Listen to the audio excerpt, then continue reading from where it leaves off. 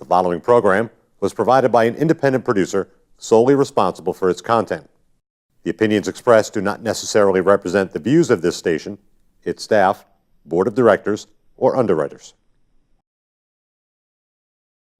Years ago, I shot 10 bags of heroin every day.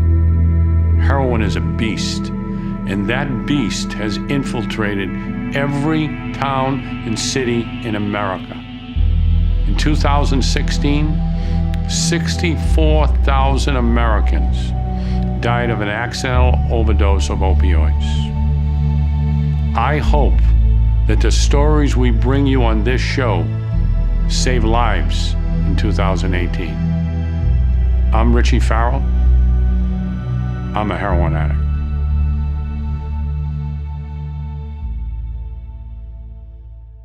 Okay, I want to thank everybody here for tuning in today. I'm sorry about being a little late. We had some technical difficulties. And I also want to apologize our guest, John Stuckey from St. Louis. He couldn't make it. Something came up at the very last minute, and he had to give a call. And he will be back to our first show, hopefully in the new year in 2018.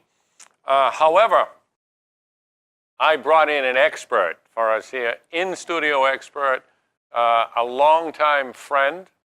We have known each other. We were in diapers together, actually, and think of that, how old we are. That was a long time ago.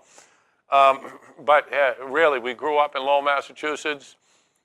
We ran on the streets together. We both chased the same demons. We both got straight around the same time. And I'm gonna, he's a psychiatric nurse. He rehabilitated himself the same way I did with education. We got some great stuff to talk about around the holidays with addiction and everything that that brings us. But first, I want to say that for everybody that is watching today, this is our second show. And I want to let people know that what our goal is here in this show as we go forward into 2018, there is 1 out of every 10 heroin addicts out there active today has access to treatment. So through this media, through this show, through streaming, through YouTube, I'm very hopeful that a year from now, we will be able to stream on people's phones all across America. Those addicts that can't get access, we're going to show them where that access is. We're going to try and bring them information that they can't get from anybody else. We're going to try and give them correct information from people who are in the trenches, from people who have overcome and people who have been there. Now, it's tough.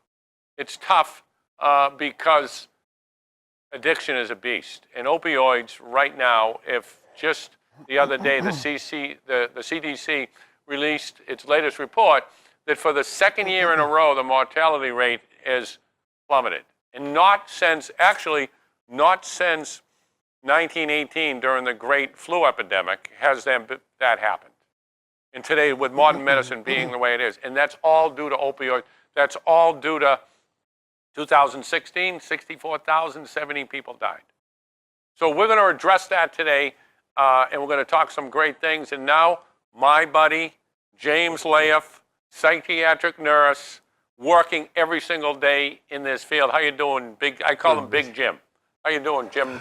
My brother. Thanks for having me, Richard. All right, man. It's a pleasure. Pleasure to be here. So let's talk. I was out in St. Louis last week, and I wrote this piece. I found these wonderful individuals, right? And they were all healthy, just beautiful people, right? And they were getting ready to celebrate Christmas. And they had all been through hell like we were, all been through hell. And their faces were incredible. And the story landed in the Huffington Post yesterday, and all hell broke loose. Because, which I want to discuss with you because you have a lot more information than I do on this, because I talked about naltrexone. And these 5 individuals were on a shot that had given them access to this great quality of life. So explain to us in lay terms the difference in Suboxone, because there's 3, from what I understand, there's only 3 drugs being used to combat: Suboxone, methadone, and naltrexone. So Explain those in layman's terms. Okay. Okay. Thanks. It's good to see you, Rich. Great to see you Really too, good to brother. see you. You know, been doing this for about. I've been working in the patient setting for about close to 23 years now. Suboxone. Yeah. Suboxone is really it's a derivative of what we first used 20 years ago, which is Subutex, buprenorphine hydrochloride. The medicine works by blocking the pain effects from withdrawal, Right. and half of the medicine will kind of fake out the brain into thinking it's getting what it wants as an opiate, but it doesn't. So the receptors are calmed down. The receptors are part of the brain that they're affected by the opiates. That kind of settles down, and the patient goes through withdrawal, and eventually they're successfully detoxed after about 7 to 10 days, and then they move on to into other areas of treatment. Methadone has been used for a number of years. But methadone, unlike Suboxone or Subutex, is a complete opiate agonist. In other words, it exerts a positive effect all of the time. There's no antagonistic property. There's nothing that helps block or prevent the receptor from getting faked out from the medicine itself. So, methadone, in the world I live in, to be honest, most clinicians really don't favor methadone. The simple fact is that it's an opiate agonist. It produces a euphoric effect. They'll tell you it doesn't produce the euphoric effect, but when you're in the clinical setting and you see human beings who are on 85, 100, 110 milligrams of methadone, you see the effects of the opiate. You see the sedation. You see this separation from what we call conscious awareness, which is a big problem in the field of addiction. So methadone is something we don't use too often now, but it really is. It's an older, what we call agent, not used as much as the Suboxone is today. Some of our old buddies are still on it. It's still in, They're still waking up every month. You have to be really honest about this if we're going to save people's lives, because it is about freedom. So tell me about naltrexone. Naltrexone? Naltrexone. I'm fascinated with that. Naltrexone is a great medicine. My goodness, we very rarely use it. And why? Why? I can't figure out why. Naltrexone is what we call an antagonist. So it competes for the site on the opioid receptor. In layman's terms, if you were to take naltrexone and you were to drink alcohol on top of that or use an opiate, the naltrexone would fight for a place for the opiate to settle in and exert that positive effect or that high effect. So it's a blocking agent. So if you use on top of it or if you drink on top of it, you don't get the effect. You don't get that lift. You don't get the jump. And what it leads you to is to say, well, this isn't working for me. This is not working. But that gives you it gives you an opportunity to be in a place where you can, where you're working in a treatment program, where you can start to have a little bit more freedom and measure of control over your life, where you can start to do things that provide a different sense of well-being and euphoria. Right. Being successful, making your bed, going to meetings, being around people who want the best for you. Naltrexone is what we should be using in addition to continued treatment. But it's much easier, because there's a bit of a struggle when, in my practice, when we're detoxing patients with Suboxone, and we don't detox people from methadone. Let's get something straight. Methadone, you don't detox. Methadone is a permanent fixture in a person's life. They're constantly getting it. So there's really not much of a detox with that. So how do you get them off? How do you get them off? Well, you have to basically be in agreement with the physician who's prescribing it for you to take you down from 100 to 90 to 80 to 70. But I can tell you, in my experience, when that level starts to drop, what happens is now there's an inverse relationship. The level of sedation drops, but now the conscious awakening comes up, and you have to deal with life on life's terms. Most people, through no fault of their own, would rather go back to sleep and deal with the pain. So But Suboxone is different in the sense that when we're detoxing people with the Suboxone, there's an inherent understanding that this is the way things are today. You're going to get this for 4 or 5 days, but then you're going to go out and continue on it. So in that sense, there really isn't anything consciously in the addict's mind that he's ever going to be off of the Suboxone. In other words, he needs it. He has to stay So on the it. heroin addicts for the rest of their lives because they're on Suboxone, right? So tell me something. Why? What do you think? I mean, you know, I have my own take on this, but why do you think that we are only using I mean, first we use Suboxone, then we use methadone, and why is naltrexone the last? Why aren't we using it? Is it money? Is it, I think, I mean, you know, big pharma's involved in this. People are making money off Suboxone. I have to tell you, I mean, to be honest with you, you know, 22 years ago, we had a measure of authority. We had a measure of control. There were boundaries and there were limits. When a patient came into the hospital, they knew what their protocol was going to be like. It was a 7-day detox. But while they were in the 7-day detox, they were already preparing themselves for life without opiates. They were in substance abuse groups, they were in coping skills groups, they were in relaxation. There was an awareness that there was an awareness that this was the end of the road. I've made a decision, I want to get on with my life, and I'm going to have to learn how to stay sober. So there was no keeping you on Suboxone or an additional meds. So to answer your question, I mean, people are making money off Suboxone. I mean, you know, you have a patient that comes into the hospital, and you know, he or she may come in, and when they get admitted, they have on their person they have a prescription for you know, from a local pharmacy, and they have 90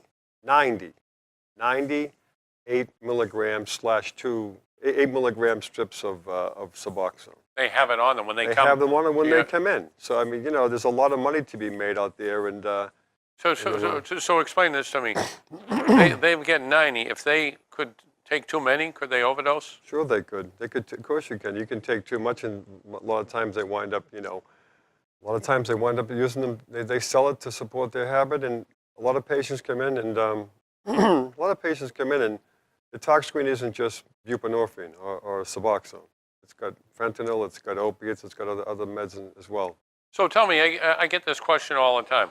You're out there on the street, you're struggling, you're using Suboxone as a crutch, you're selling something to do it. What would be, with knowing that there's another drug out there, or what's the, you know, forget all that. What's the one thing that you would tell in your practice? Someone comes into the hospital, what do you tell these people when they first come in?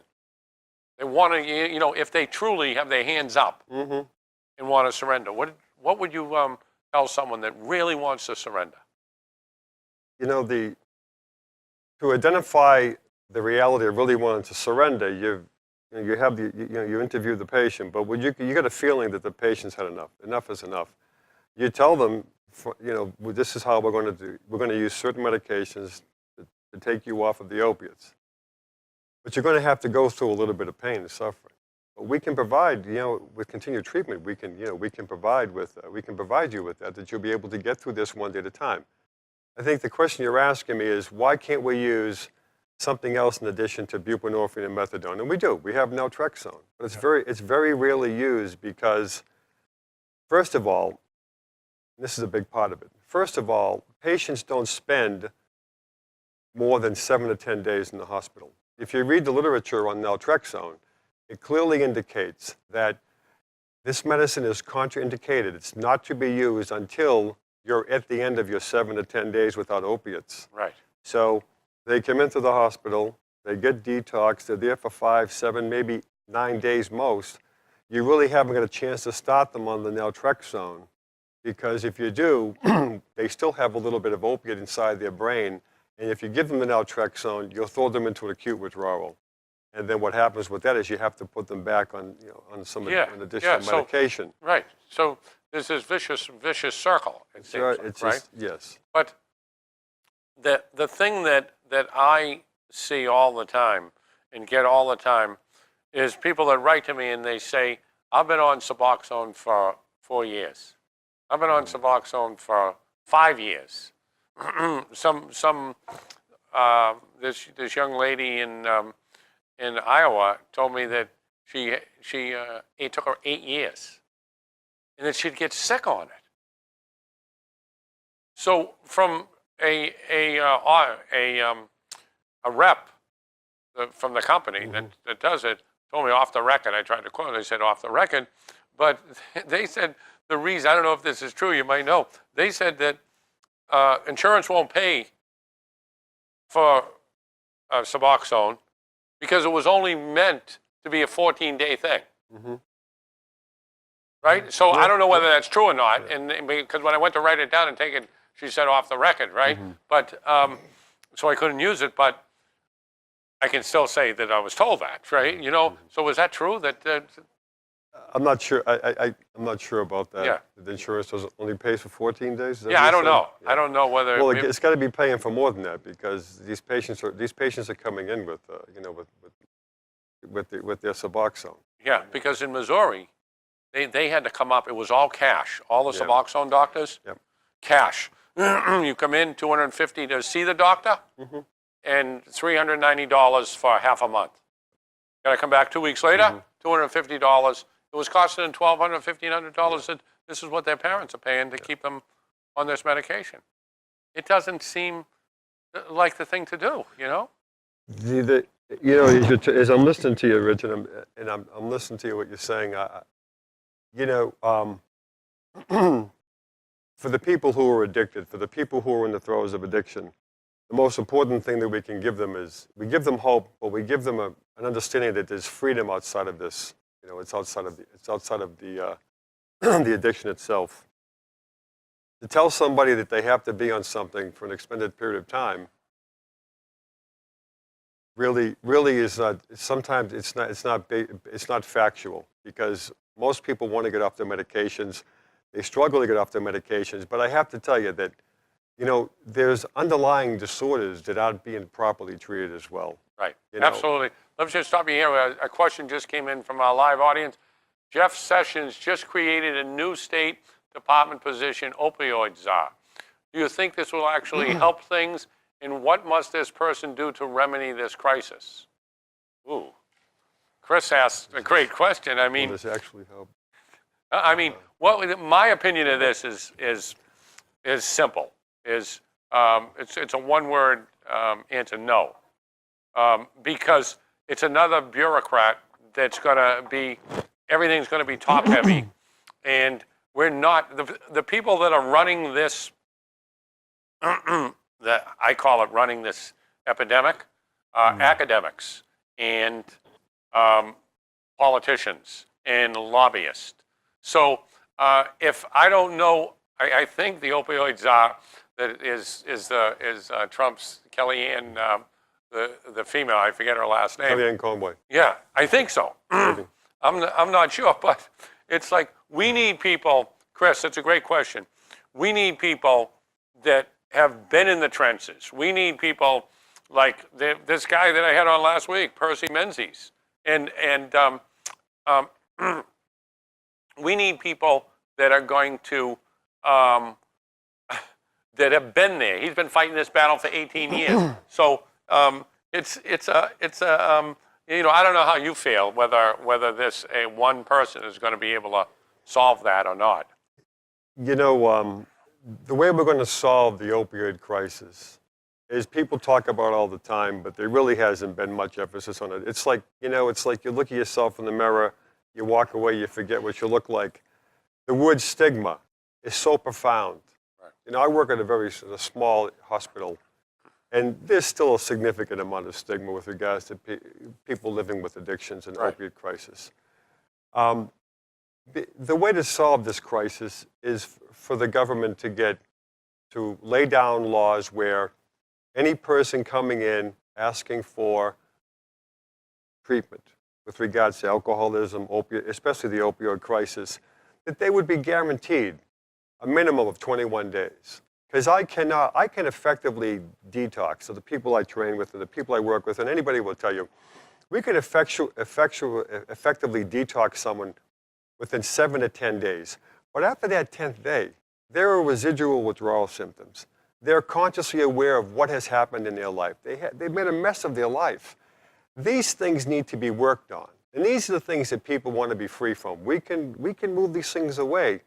The opiate, we can heal. The brain will take care of itself. It'll go back to a place of homeostasis where it will function normally. But it's the memories, it's the anxieties, it's the worries of what's done. It's repairing someone's life. You need, if they really want to have a czar who's going to take care of this, then guarantee a person when they walk into my emergency room that they have a 21-day stay. And then during that 21-day stay, they will be educated on the effects of long-term effects of buprenorphine, long-term effects of methadone, short-term effects of what we're going to do to get you detoxed and get you healthy. Then we're going to set you up with a program afterwards. We're going to put you into some continuum of care. And most importantly, is we're going to assess and diagnose underlying disorders that need to be treated. You know, there's depression out there. There's bipolar disorder. And above all, let me just share this. You know, there's a generalized anxiety that you see with these young kids when they come in. They'll tell you that the moment that they picked up that opiate, that oxycodone, that Vicodin, they felt normal. They felt this sense of removal, this anxiety just being removed. You know, you can't tangibly touch the anxiety inside the brain. We can't do that. If you have a broken arm, you see the deformity, you feel the pain. The brain doesn't work that way. There's an underlying disorder of anxiety that most people live with. You'll see it in the opiate addicts and people who suffer trauma, people who have depression. Right. And once you put an opioid into that place where the brain is so heightened and so tense, and you just remove it and you just have a sense of relaxation and uplift with euphoria, that's where people want to be. Yeah. But you can restore that in a healthy way. We can restore that in a healthy way because every human being, in my opinion, I've been doing this for years and years, and thousands of patients I've treated. You hear it in their voice. They want to live a life of freedom. They want to get beyond the crux. And we have to do that by increasing the length of stay. You've got to guarantee a minimum amount of days, and it can't be 5, it can't be 7. It's got to be longer than that. Well, you know, the great thing, the 2 days I spent in St. Louis with these recovering addicts is the one thing that naltrexone gave them was the access to a quality life. Right. So whether it's the, now, Chris, the reason, great question, Chris, and I'll tell you the reason why hiring one person is not going to help. And that's because of a term, harm reduction. You know harm reduction, right? It's the big thing out there, Chris. Everybody talks harm reduction, harm reduction. And what it is simply this. Hey, it's like being in a war zone. People are dying all over the place. It's like the first medics that run in, stop the bleeding, put them on a helicopter, and ship them out. We couldn't be ready. Nobody was ready for the onslaught of heroin, fentanyl, opioids that came in here. We just couldn't be ready. So they just bombarded the medical field. And what happened was we developed a policy, the government, you see it all over, they talk about it in Washington all the time, harm reduction. Now what harm reduction does, Chris, it gives people, addicts like me and like Jimmy, the opportunity to live one more day. So that the Suboxone, the methadone, it gives us the other. So that's harm reduction. Take them, save their lives, right? Mm-hmm. So, Chris, we're so focused on harm reduction now that we forget about there's something more than that. That was good. That was great at first. Mm-hmm. But if Washington keeps speaking harm reduction, and the way they're using that harm reduction is Suboxone and methadone, if they keep speaking, it's not going to change anything. My thing, Chris, is we have to throw the book away. And you know, I don't know how you feel about harm reduction. Harm reduction. All that means is that let's keep him on Suboxone so he won't go out. So he won't go down the street and break into your home and rob you, or he won't rob a bank, or he won't rob a store. You know, harm reduction that's what it is. It's just harm reduction. We're keeping people from breaking the law by giving them, keeping them on the medications. Yeah, I was talking to the woman in Missouri and said, listen, people are living. Yeah. I just came from a Washington thing, and people are alive. We get the statistics. They're staying alive. But I don't see how that's giving people access to a quality life. Right. Sure, they're going there. I mean, you've been there. You see it all the time in the hospital. But I've been speaking to people, and they just came from the methadone clinic. It's very frustrating for clinicians that work in the field. Yeah. If you talk behind the scenes, we all know that, like I say, in the initial stages, there's a benefit to using Suboxone. Yeah. I stay away from methadone. Methadone, not to make it a personal thing, but I've never, in my 22 years of practice, ever seen.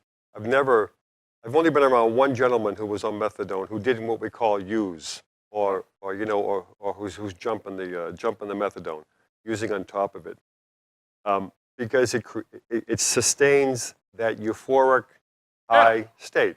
Now, people will deny that, but the ones who work in the field know that to be true. Not passing judgment, not being critical. There's another way. Naltrexone is a very effective medication. Years ago, we used to give 50 milligrams a day. But like I said before, Rich, there was an understanding that this is what your treatment was, okay? Right. And from this point on, you're not. And while we were caring for patients like that, they were absorbing the understanding that it was over. And now we're going to turn the corner and go. We're going to start living our lives. I hate to break you up, but we're wrapping this up. The time has gone like crazy, and I want to say that for any active addicts out there, or for people struggling out there, the holidays are a real tough time. I've been clean for 30 years, and it's still, I see the madness every single day out there, especially as we get close. We're in the middle of a snowstorm. It's completely crazy.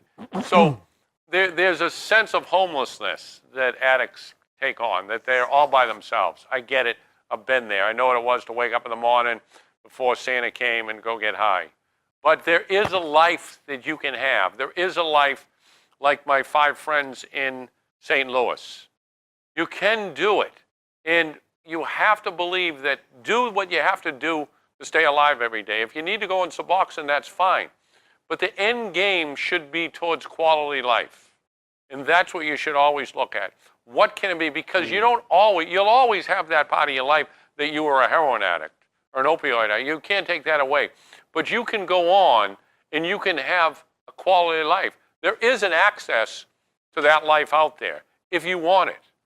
But there is, like my friend Jim says, and there's a little pain you have to go through. But I'll tell you, it is long, it is well worth it in the end. I wish everybody a Merry Christmas and God bless. Years ago, I shot 10 bags of heroin every day. Heroin is a beast, and that beast has infiltrated every town and city in America. In 2016, 64,000 Americans died of an accidental overdose of opioids. I hope that the stories we bring you on this show save lives in 2018. I'm Richie Farrell. I'm a heroin addict.